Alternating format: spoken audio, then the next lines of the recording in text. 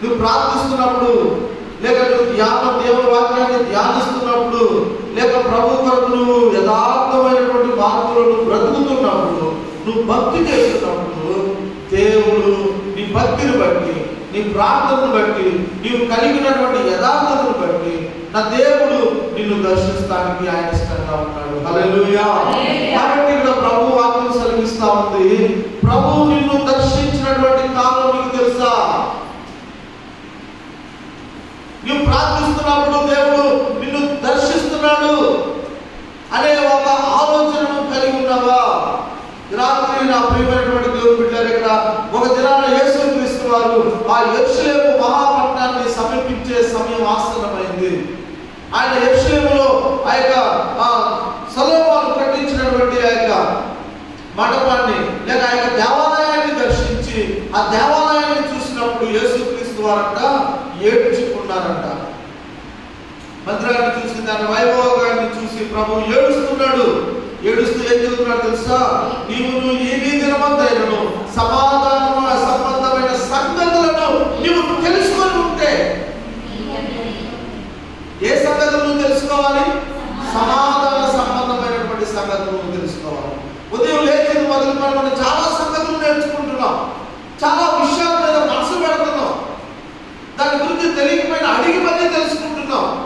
ఎన్నెన్నో విషయాల గురించి కదా, ఎన్నో ఆలోచనలు మనం అడిగి తెలుసుకుంటున్నాం, చదువుకొని తెలుసుకుంటున్నాం, చూసి తెలుసుకుంటున్నాం. కానీ ఇక్కడ ప్రభు చూపుతున్నటువంటి మాట ఏంటో తెలుసా? నీవు ఈ రోజైనా సమాధాన సంబంధమైనటువంటి సంగతులు తెలుసుకొని ఉంటే నీకు మేలు అయ్యేది, నీకు ప్రయోజనం అయ్యేది, నీకు క్షేమమయ్యేది.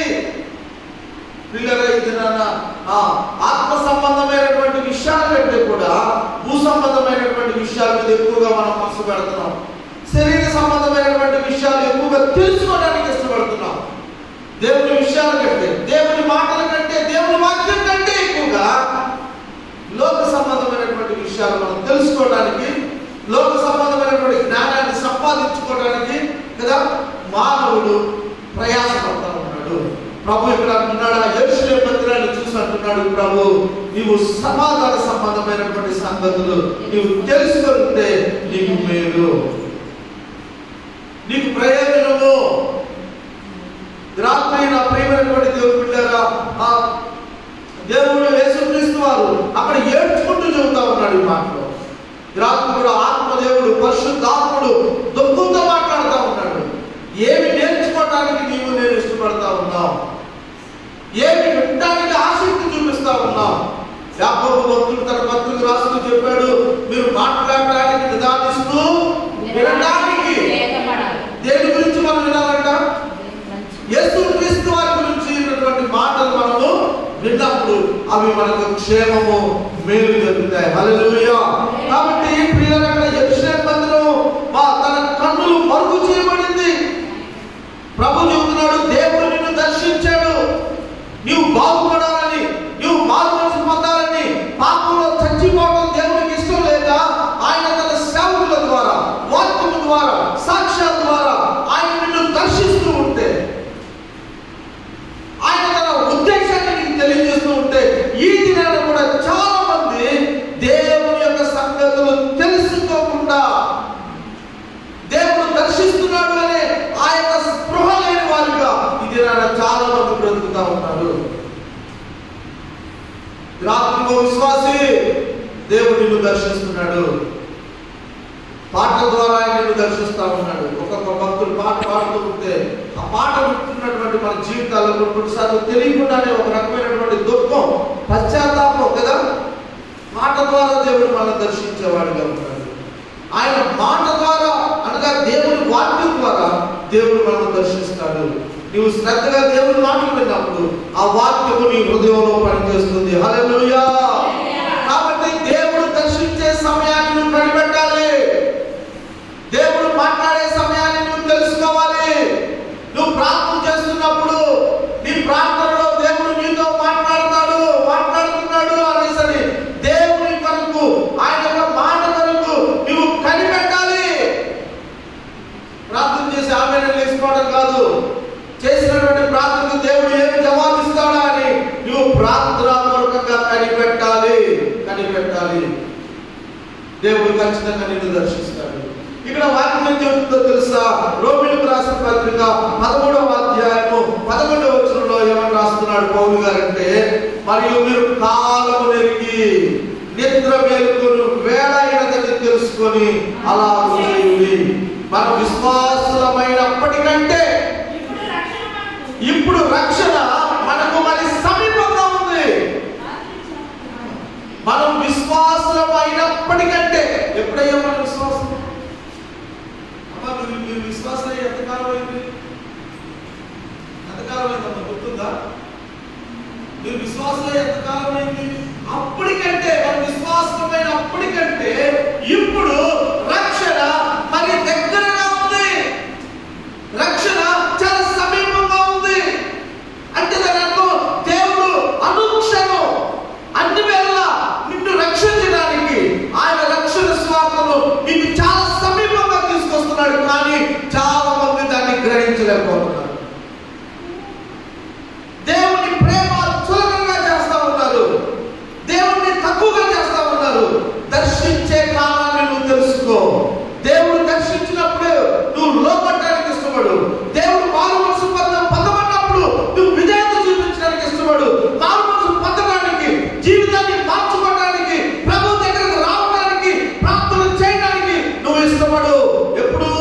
ఆయన నిన్ను దర్శిస్తున్నటువంటి సమయంలో, దేవుడు నీకు అవకాశం ఇచ్చినటువంటి సమయాన్ని నీవు సద్వినియోగం చేసుకోవాలి. ఒక రోజు రాబోతా ఉంది, ఆ రోజున నిన్ను ఎవరు కూడా దర్శించరు. ఆ రోజున ఎవరు కూడా నీకు సత్య సువార్తను ప్రకటించరు. కాబట్టి నా ప్రియమైనటువంటి దేవుని బిడ్డలారా, ప్రకటనలు వేయనటువంటి యోహాను ప్రకటన గ్రంథాన్ని రాస్తూ చెప్పినటువంటి మాట, ప్రకటన గ్రంథం 2వ అధ్యాయము 21వ వచనంలో యోహాను భక్తుడు ఈ విధంగా రాస్తూ వచ్చాడు. ఆత్మచేత నింపబడి మారు మనసు పొందుటకు నేను దానికి సమయం ఇచ్చాను. ఎవరది? దానికి అన్నాడు కదా. మన వాడుక భాషలో అంటాం కదా, వాడు అది అంటా కదా, వాడుక భాషలో అంటాం. ఇక్కడ దేవుడు వాక్యం చదివిస్తా ఉంది, మారు మనసు పొందడానికి నేను దానికి అంటే ఎవరు? ఆమె స్త్రీనా? దానికి అంటే ఒక ఆడ మనిష? దేవుడు అంటున్నాడు ఇక్కడ మారు మనసు పొందడానికి నేను దానికి అనే చోట కొద్దిసేపు దానికి అనేది మర్చిపోయి అక్కడ మన పేర్లు పెట్టుకుందాం. ఎవరికి వాళ్ళ మన పేర్లు పెట్టుకుందాం. ఇప్పుడు చెప్పండి, మారు మనసు పొందడానికి నేను దానికి కాదు, నీ పేరు పెట్టి అక్కడ నేను మారు మనసు పొందడానికి నేను దేవుడికి సమయం ఇచ్చింది. కానీ వాడు తన జాగ్రత్తని విడిచిపెట్టి మారు మనసు పొందలేదు. మారు మనసు పొందడానికి నీ పేరు పెట్టుకో, నీకు నేను సమయం ఇచ్చాను అంటున్నాడు ఇక్కడ ప్రభు. ఇవి నా మాటలా? కాదు. అంత్య దినాల్లో వీళ్ళరా దేవుని వాక్యం, దేవుని యొక్క రక్షణ మరి సమీపంగా మన దగ్గరికి వస్తా ఉంది. దేవుడు మనం దర్శిస్తున్నాడు. ఎందుకు దేవుడు తన ప్రజలను దర్శిస్తున్నాడయ్యా అంటే, ఎవరు నశించుట దేవునికి ఇష్టము లేదు. ఎవరు నశించుకోవడం ఇష్టం లేదు. నువ్వు ప్రభువుని పొడిచిన వాడిపైనా నువ్వు నశించుకోవడం దేవునికి ఇష్టం లేదు. నువ్వు దేవునికి ఆయాస్కరంగా బ్రతుకుతున్నా నీవు నశించి నీకు అగ్నిగుండాన్ని పెట్టడం దేవునికి ఇష్టం లేదు. అందుకని అంతటా అందరూ మారు మనసు పొందాలని ఆయన కోరుకుంటున్నాడు. ఇక్కడ అన్నాడు, మారు మనసు పొందడానికి నేను దానికి సమయం ఇచ్చాను, కానీ జాగ్రత్తని విడిచిపెట్టట్లా, పాపాన్ని విడిచిపెట్టట్లేదు, అపవిత్రతను విడిచిపెట్టలేదు, లోకానుసారమైనటువంటి జీవితాన్ని విడిచిపెట్టట్లేదు. మారు మనసు పొందండి అని ప్రభు దర్శిస్తున్నా, ఆయన మాట్లాడుతున్నా, ఈ దినాన మానవుడు ఏం చేస్తున్నాడో తెలుసా? నాకంతా తెలుసు, ఎప్పుడు చర్చికి రావాలో నాకు తెలుసు కదా. చాలా తేలిక అనుకుంటున్నాడు జీవితాన్ని చాలా తేలిగ్గా తీసుకుంటున్నాడు. ప్రియులరా, దేవుడు చూస్తాడు. నీకు ఇవ్వబడినటువంటి సమయం దేవుడు ముగిస్తే నువ్వు ఇక రక్షణ పొందడానికి ఏమాత్రం కూడా ఛాన్స్ అనేది ఉండదు. కాబట్టి రాత్రి దేవుడు నిన్ను దర్శిస్తున్నప్పుడు నువ్వు లోపడడానికి ఇష్టపడు. దేవుడు నీతో మాట్లాడుతున్నప్పుడు ఆయన మాటలు విధేయత చూపించు, ఆయన మాట వినడానికి ఇష్టపడు. కాబట్టి ఈ రాత్రికాల సమయంలో నా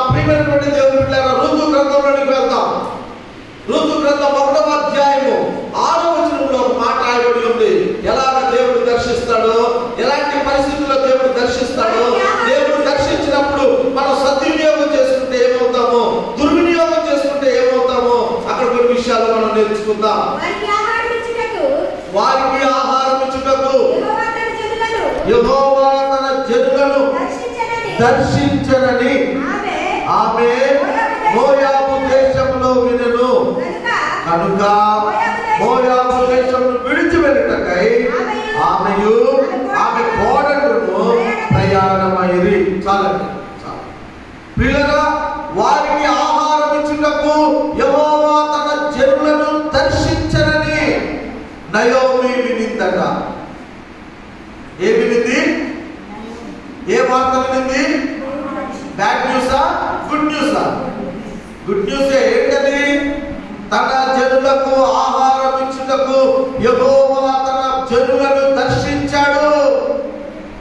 దేవుడు దర్శించాడు. దేవుడు తన ప్రజల మధ్యలోనికి దిగి వచ్చాడు. తన ప్రజలకు దేవుడు ఆహారాన్ని ఇస్తున్నాడు అనే వార్త దేవుడు లేనటువంటి దేశంలో బ్రతుకుతున్నటువంటి నయోమి, మోయాబు అనేటువంటి పాపానికి లోకానికి సాదృశ్యం కలిగినటువంటి పట్టణంలో బ్రతుకుతున్నటువంటి నయోమి వినిందట. ఏ దేశంలో ఉందామే? దేవుడు లేనటువంటి దేశం, విగ్రహారాధనతో నింపబడినటువంటి లోకంలో పాపంలో బ్రతుకుతున్నటువంటి నయోమి తను విడిచి వచ్చినటువంటి దేశం. ఏ దేశాన్ని విడిచి వచ్చింది ఆమె? బెత్లెహేమును విడిచి వచ్చింది. బెత్లెహేము అనే మాటకు అర్థం రొట్టెల గృహము, ద హౌస్ ఆఫ్ బ్రెడ్. రొట్టెల గృహము, సమృద్ధిగా ఆహారం దొరుకు స్థలాన్ని విడిచిపెట్టి ఒక తల్లి తన భర్తను, తన ఇద్దరు కుమారులను తీసుకొని లోకంలోకి వెళ్ళిపోయింది. దేవుడు దర్శించే ఆ స్థలాన్ని విడిచిపెట్టి, దేవుడు ప్రార్థన ఆలకించే ఆ గ్రామాన్ని విడిచిపెట్టి, ఆ ప్రాంతాన్ని విడిచిపెట్టి, ఆ మందిరాన్ని విడిచిపెట్టి ఆమె ఎక్కడికో వెళ్ళిపోయిందట. నయోమి అనబడినటువంటి ఒక సోదరి. ఏం జరిగిందో అనేక సార్లు మనం ధ్యానం చేశాం కదా. తన ఇద్దరు కుమారులు మహులోను కిలియోను అనబడినటువంటి ఇద్దరు కుమారులతో తన భర్తతో బయలుదేరింది ఒక తల్లి. దేశంలో కరువు వచ్చిందని, 4 రోజులు సమస్యలు వచ్చినాయని, కష్టాలు వచ్చినాయని, ఆకలి కొరకు అవస్థలు పడుతున్నామని, బ్రతకాలని, ప్రాణాన్ని కాపాడుకోవాలని దేవుని పట్టణాన్ని విడిచిపెట్టి బ్రతకడానికి వెళ్ళిపోయింది. పిల్లరా, విశ్వాసానికి శ్రమలు వస్తాయని దేవుని వాక్యం సెలవిస్తూ ఉంది.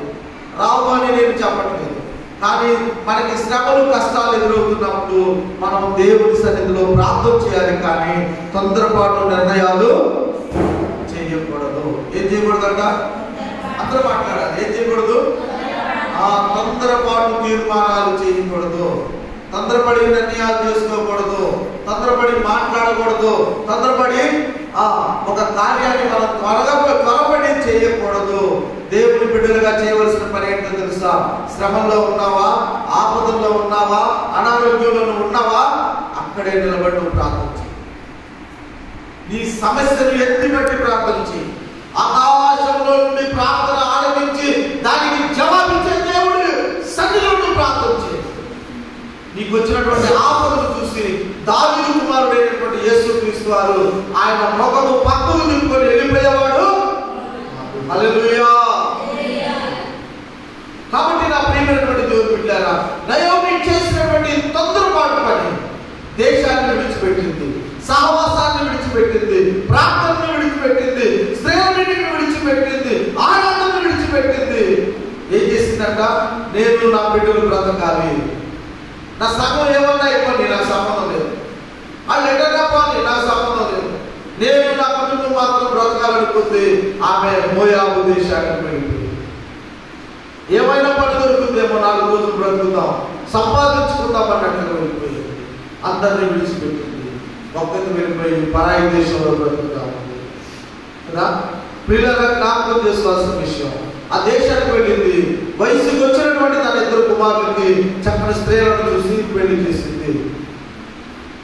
పెళ్లి చేసిన కొంత కాలానికి ఆ ఇంటి మీదకి ఒక భయంకరమైనటువంటి శోధన లేక సమస్య వచ్చింది. 3 స్త్రీలు, నయోమి తన ఇద్దరు కోడళ్ళు, 3 యజమానులను వాళ్ళు కోల్పోయారు. నయోమి భర్తను కోల్పోయింది, 2 కుమారులు కూడా. ఒక ఇంట్లో 3 విధవరాళ్ళు ఉన్నారు. ఎంత భయంకరమైనటువంటి పరిస్థితి! అందలేనటువంటి ఆ కుటుంబానికి యజమానుడు లేకుండా 3 విధవరాళ్ళు, ఒక అంత ఇద్దరు యవనస్తులైనటువంటి వాడు. ఎంత భయంకరమైనటువంటి పరిస్థితి వీళ్ళరా! ఒక తొందరపాటు డిసిషన్ దేనికి దారితీసింది? ఒక పెద్ద మరణానికి దారితీసింది. ఆలోచించండి దయచేసి. ఒక చిన్న తొందరపాటు నిర్ణయం, ఒక తొందరపాటు అడుగు ఒక భయంకరమైనటువంటి కొద్దు. ఆ కొద్దు ఎవరు కూడా తీర్చడానికి అవకాశం. నయోమి భర్త చనిపోయాడు, యజమానుడు. ఇద్దరు కుమారులు. ఎంతగా వాళ్ళని పెంచి పెద్ద చేసిందో, ఎన్ని ఆశలు పెట్టుకుందో కదా, ఎన్ని కళలు కడిందో ఆ తల్లి. వయసుకు వచ్చినటువంటి కుమారులు వృద్ధాప్యంలో ఉన్నటువంటి మమ్మల్ని చూస్తారని ఎంతగా ఆమె ఆశపడిందో, అరచేతులతో పెంచుకుందో. ఆ తల్లి కళ్ళ ముందే కుమారులు కూడా వాళ్ళు యాత్ర ముగించినవి. ఎవరు పూర్తి చేయగలుగుతారు ఆ దుఃఖాన్ని?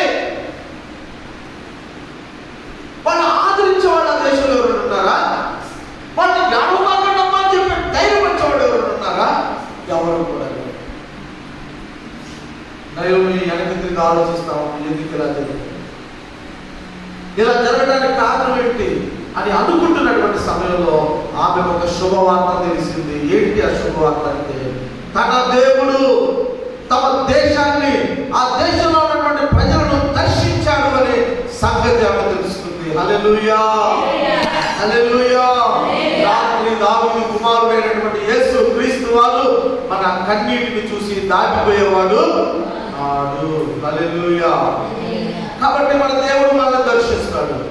ఆయన తన ప్రజలను దర్శించాడు, తన ప్రజలకు ఆహారాన్ని ఇస్తున్నాడు అన్న సంగతి నయోమి తెలుసుకుంది. ఏడుస్తూ ముగ్గురు విధవరాలు ఒక ఇంట్లో, బయటకు వెళ్ళలేనటువంటి పరిస్థితి, మార్కెట్కి వెళ్ళలేనటువంటి పరిస్థితి కదా, సమాజంలో విలువైనటువంటి పరిస్థితి, సమాజంలో బయటికి రాకూడదు విధవరాలు. అటువంటి పరిస్థితుల్లో మగ్గిపోతున్నటువంటి ఆ ముగ్గురు తల్లులకి దేవుడు శుభార్పించాడు, దేవుడు దర్శించాడు. వెంటనే నయోమి ధైర్యం తెచ్చుకుంది. నా దేవుడు నా యొక్క దేశాన్ని దర్శించాడంట, నా దేవుడు నా ప్రజలను దర్శించాడంట, ఆకలితో అలమటిస్తున్న వారిని దేవుడు దర్శించాడంట అని చెప్పి తెలుసుకొని వెంటనే ఆమె ఏం చేసింది? వెనక్కి తిరిగి ఎక్కడ నుండి అయితే వచ్చిందో మరలా తిరిగి అక్కడికి ఆమె వచ్చేటప్పుడు ఎలా వచ్చింది? సమృద్ధితో వచ్చింది. భర్తతో కుమారుని ఎత్తుకుందేమో, చిన్నోడిని ఎత్తుకుందేమో, పెద్దోడు చేపట్టుకుని నడిపించారేమో కదా, లేక తల్లి ఒక కుమారుడిని, తండ్రి కుమారుని ఎత్తుకుని తీసుకుని బయలుదేరారేమో. తిరిగి వచ్చేటప్పుడు కుటుంబంలో ఉన్నటువంటి మగ దిక్కు లేకుండా వాడు తిరిగి అంత దుఃఖం వస్తున్నటువంటి విషయాలు మనం ఆలోచన చేస్తాం. ఎంతో వేదన. ఆ ఊరి పొలిమేరలోకి వచ్చేసరికి ఆ ఊర్లో ఉన్న వాళ్ళు అక్కడ అందరూ అడుగుతున్నారు, నయోమి బాగున్నాడా, వీళ్ళు ఎవరన్నా అడుగుతారు, నీ వాడడా, ఏంటి పురుషుడు భర్తలేడి, నీ పిల్లలేదమ్మా, సమాధానం ఉందా నయోమి దగ్గర? పిల్లరా, ఆ యొక్క గుండె కోతను ఎవరైనా పోర్చగలుగుతారా? నాకు దేవుడు మనల్ని దర్శించినప్పుడు మనం విధేయత చూపించాలి. దేవుని యొక్క చిత్తాన్ని తెలుసుకోకుండా మనం ఏది చేసినా మన జీవితాల్లో మనం నెమ్మది. అబ్రహాము విగ్రహారాధన కుటుంబంలో పుట్టాడు. అబ్రహాము యొక్క తండ్రిట విగ్రహాలు తయారు చేసుకొని ఒక పుట్టలో పెట్టుకొని ఊర్లో ఎక్కడ తిరుగుతూ అమ్మేవాడంట. అటువంటి నిష్ట కలిగినటువంటి విగ్రహారాధన కుటుంబంలో పుట్టినటువంటి అబ్రహామును దేవుడు దర్శించాడు. హల్లెలూయా. పాప భూయిష్టమైనటువంటి బ్రతుకును బ్రతుకుతున్న వాడిని దేవుడు దర్శించి అబ్రాముగా ఉన్నటువంటి అతన్ని దేవుడు అబ్రహాముగా మార్చేశాడు. హల్లెలూయా. లోకమంతా పాపంతో నిండిపోయి ఇష్టానుసారంగా బ్రతుకుతున్నటువంటి దినాల్లో ఆదికాండం 7వ అధ్యాయంలో దేవుడు నోవాహును దర్శించాడు. హల్లెలూయా. ప్రజలందరూ ఒక పక్కన ఉన్నారు, నోవాహు గారి కుటుంబం అంతా కూడా ఒక పక్కన బ్రతుకుతున్నారు. ప్రజలందరూ ఇష్టానుసారంగా హద్దులు మీరు బ్రతుకుతూ ఉంటే నోవా తన యొక్క భార్య, తన యొక్క ముగ్గురు కుమారులు, ముగ్గురు కోడళ్ళు, మొత్తం 8 మంది యనమండుగురు మాత్రం వారి పరిశుద్ధతను కాపాడుకుంటూ పాపానికి దూరంగా దేవునికి దగ్గరగా బ్రతుకుతూ ఉన్నారు. అటువంటి ఆ పరిశుద్ధంగా బ్రతుకుతున్న బ్రతుకుతున్నటువంటి నోవా కుటుంబాన్ని దేవుడు దర్శించాడు. దర్శించి ఏం చెప్పాడు? 7వ అధ్యాయంలో వచ్చిన యెహోవా అంటున్నాడు, నోవాహు, ఈ తరము వారిలో నీవు నా ఎదుట నీతిమంతుడిగా ఉన్నావయ్యా. నీవు నా కంటిగా కనబడ్డావు తెలుసా? ఈ తరము వారిలో, ఈ సొదొమ గొమొర్రా ప్రజలందరినీ నేను ఆకాశం నుండి గమనిస్తూ ఉంటే ఈ తరము వారిలో నాకెవరు నీతిమంతుడిగా కనబడలేదయ్యా, యథార్థంగా కనబడలేదు. అయినా ప్రార్థన చేసేవాళ్ళు ఎవరైనా ఉన్నారా? అంగలార్చేవాళ్ళు ఎవరైనా ఉన్నారా? రేయి మొదటి జామున లేచి, అరుణోదయాన్ని లేచి, మారు మనసు పొందినటువంటి భర్త కొరకు చేతులెత్తి ప్రార్థించేవాళ్ళు ఎవరైనా ఉన్నారా అని నేను రోజు ఎదుగుతున్నానయ్యా. తమ బిడ్డల యొక్క రక్షణ కొరకు ప్రార్థించే తల్లులు ఎవరైనా ఉన్నారా? గ్రామం రక్షణ కొరకు ప్రార్థించే సంఘం ఎవరైనా ఉందా అనేసి నేను వెతుకుతూ ఉన్నానయ్యా నోవా. కానీ నాకు ఎవరు కూడా కనిపించలేదు. ప్రార్థించేవాడు కనిపించట్లేదయ్యా, మాటలు చెప్పేవాడు కనబడుతున్నారు. అంగలార్చేవాడు కనిపించట్లేదు, ఉపవాసం ఉండేవాడు కనిపించట్లేదు, గోరిపట్ట కట్టుకునేవాడు నాకు కనిపించట్లేదయ్యా. అందరూ కూడా నా పరిధి మీరి పాపంలో బ్రతుకుతూ ఉన్నారు. తాగుతున్నారు, పెళ్లి చేసుకుంటున్నారు, పెళ్లికిస్తున్నారు, రకరకాలుగా ఆచారాలు చేస్తూ బ్రతుకుతూ ఉన్నారు. ఇటువంటి వారిలో నీవు అక్కడవే, నీ కుటుంబం నాకు అనిపించింది నోవాహు. నోవా, నీ కుటుంబం యథార్థంగా ఉన్నారయ్యా. నేను చూస్తున్నప్పుడు ప్రార్థనా పరులుగా మీరు కనబడుతున్నారు. మీరు ఎల్లప్పుడూ ప్రార్థన చేస్తున్నారు. నా నియమాలు, నా కట్టడాలు మీరు ఆచరిస్తున్నారు. ఆయన నాకు చాలా సంతోషం ఇస్తున్నాయి. ఎవరిని దర్శించాడంట దేవుడు? ప్రార్థించే నోవాను దర్శించాడు. వీళ్ళరా ఈ రాత్రి దేవుడు మనం దర్శించాలంటే, మన కుటుంబాన్ని దర్శించాలంటే మనం ఏం చేయాలి? ప్రార్థించేవాడు. ఎప్పుడు దేవుడు నిన్ను దర్శిస్తాడో నీకు తెలియదు. ఎప్పుడు దేవుడు నీ దారిద్ర్యతను తొలగిస్తాడో మనకు తెలియదు. ప్రియులారా, ఆయన సమయోచితమైనటువంటి సహాయం వచ్చేంత వరకు ఆయన బలిష్టమైన కాడి కింద మనం దేన మనస్కులమై మనం ఉండాలి. మత్తయి సువార్త 24వ అధ్యాయంలో మాట రాయబడింది, చదువుదాం. మత్తయి సువార్త 24వ అధ్యాయము 42వ వచనం. 42వ వచనం. కావున ఏ దినమున మీ ప్రభు వచ్చును మీకు తెలియదు కనుక మెలకువగా ఉండుడి. ఏ జామున దొంగవచ్చును ఇంటి యజమానికి ఒకవేళ తెలిస్తే అతను మెలకువగా ఉంది ఆ ఇంటికి కన్నం వేయకుండా కాపాడుకుంటాడు కదా. కాబట్టి ఇక్కడ ప్రభు వాక్యం చెబుతా ఉంది, ఏ దినాన మీ ప్రభు వస్తాడో, ఏ దినాన దేవుడు మిమ్మల్ని దర్శిస్తాడో, ఏ దినాన మీ ఇంటికి ఆ దేవదూతను పంపిస్తాడో, ఎప్పుడు ఆయన తన రక్షణ పంపిస్తాడో మీకు తెలియదు. కానీ మీరు ఎలా ఉంటారంట? మెలకువగా ప్రార్థనాపూర్వకంగా మీరు ఉండాలి. నిర్లక్ష్యంగా ఉండొద్దు. ప్రకటన చెబుతా ఉంది, నీవు కలిగి ఉన్న దానిని గట్టిగా పట్టుకొను. ఏం కలిగి ఉన్నావు? ఏం కలిగి ఉన్నారు మీరు? విశ్వాసం. రక్షణ కలిగి ఉన్నాం కదా, పరిశుద్ధతను కలిగి ఉన్నాం కదా, విశ్వాసం కలిగి ఉన్నాం కదా. దేవుడు మనకి ఇచ్చిన వాటిని మనం జాగ్రత్తగా మనం పంచుకోవాలి. అంతవరకు ప్రభు వరకు మనము బ్రతికే వారంగా ఉండాలి. 400 సంవత్సరాలు, 1 సంవత్సరం కాదు, 2 సంవత్సరాలు కాదు.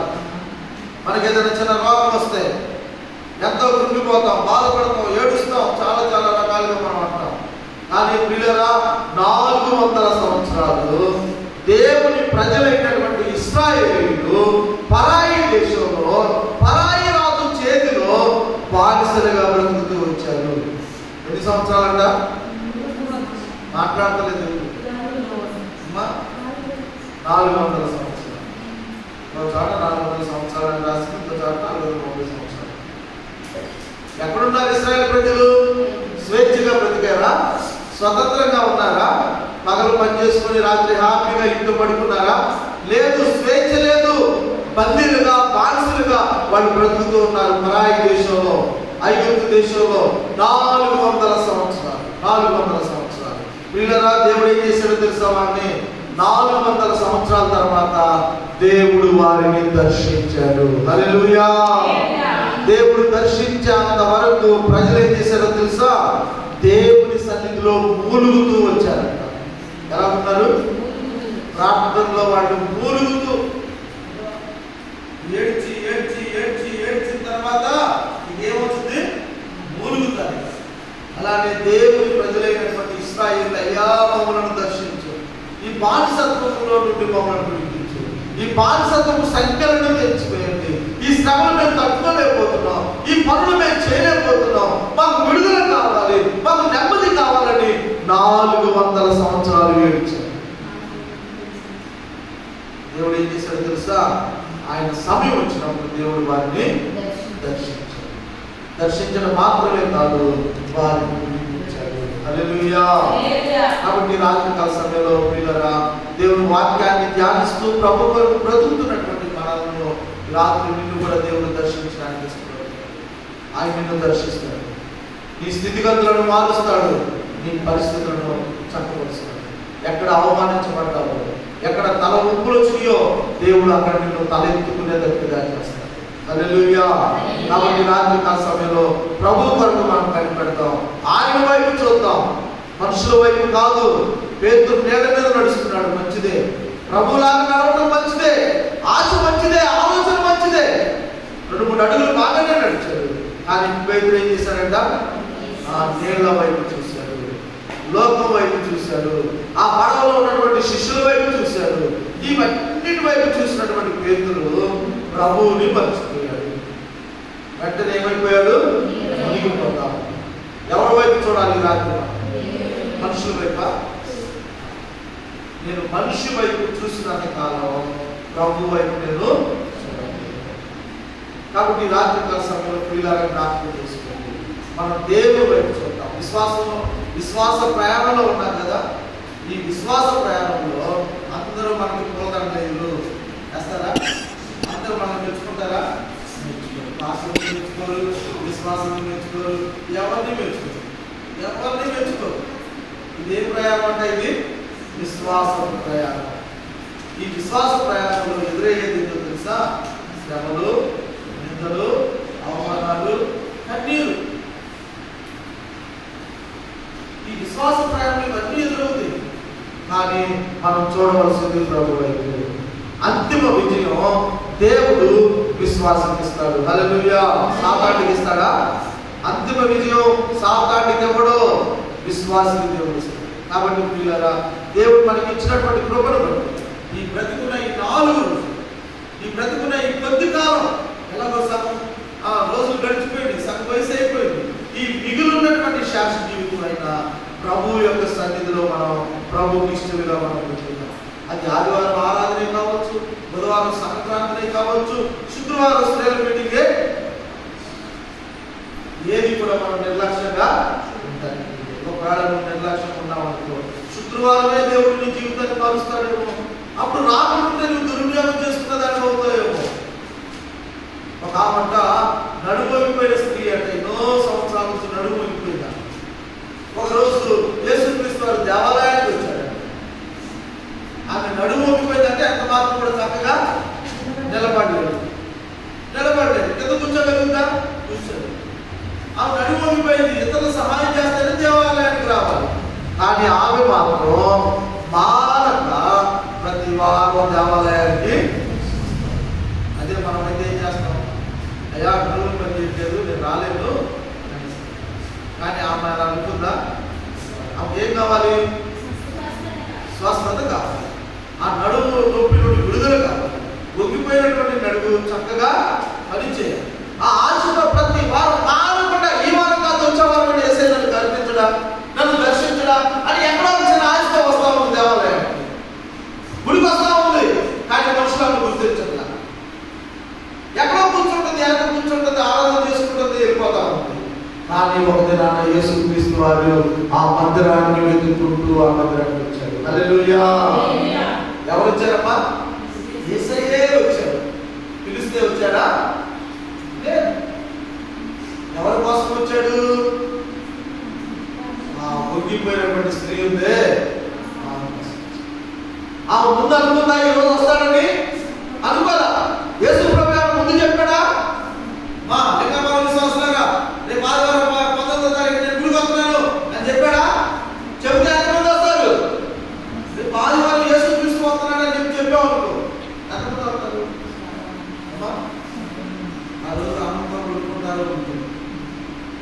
ఒకవేళ అది ఫస్ట్ తారీఖు అనుకో పిక్చర్ తీసుకుంటారో ఎవరు వస్తున్నారు? యేసుక్రీస్తు వస్తున్నాడు. అది హౌస్ఫుల్ అయిపోతుంది, హౌస్ఫుల్ అయిపోతుంది. కానీ యేసుక్రీస్తు ముందుగా అనౌన్స్మెంట్ ఎక్కడ కూడా ఆయన రాకడ గుర్తులు నీకు తెలియదు, ఆయన ఎప్పుడు వస్తాడో నీకు తెలియదు, నీవైతే కనిపెట్టుకుంటున్నావు. ఆ నడుము పెట్టి స్త్రీ వచ్చి కూర్చుంది. ఆ రోజు యేసుక్రీస్తు వారు అడుగుకుండా వచ్చాడు. వెంటనే ఆమె పుట్టి స్వస్థత. కాబట్టి ప్రియులారా, శుక్రవారం స్టైల్ మీటింగ్ జరుగుతూ ఉంది కదా, జరుగుతుందమ్మా. ఇది మా వైపు చూడండి, మైక్ ఆఫీసర్. శుక్రవారం స్టైల్ మీటింగ్ జరుగుతుందా? ఎంతో ఉద్యోగంగా జరిగిన పరిచయం కదా. మీ ప్రార్థన వల్ల మధ్యలో ఈ విధంగా కట్టబడింది, అవునా కదా? సౌజన్య, మరేరాణి, మెర్సీ, ఉషారాణి, మన లూక్ మేరీ, చెప్పండి, అవునా? ఇది మనుషులు కళ కోసం చేశారు. మీరు ప్రార్థనలు ఇంకెవరైనా బహుమానాలు ఇచ్చారా? అంటే అక్కడ పేరు చెప్పలేదు అంటారు. కాబట్టి దేవుడి పని దయచేసి మీరు నిర్లక్ష్యం. దేవుడు మనకు అక్కడ పుష్పక ఆమె సేవలో అనుభవం ఉంది, ఆమె వయసులో పెద్దది, చక్కగా ప్రార్థనలో నడిపిస్తారు. మన సంఘానికి దేవుడు ఒక ఆలోచనలు మనం గ్రహించుకుని చాలా ఆలస్యం ఉంటుంది. కాబట్టి ఏ అవసరం లేకుండా దేవుడు ఒక వ్యక్తి తీసుకొచ్చి కూడా నిలబెట్టారు. సొంత ఉద్దేశంతో ఏ వ్యక్తి కూడా ఇక్కడికి రావాలి. కాబట్టి శుక్రవారం ప్రార్థన దయచేసి మనుషుల వైపు మీరు చూడబాకండి. చూసారా, మునిగిపోతారు. ప్రార్థన చేయలేదు, విశ్వాసంగా జరగదు.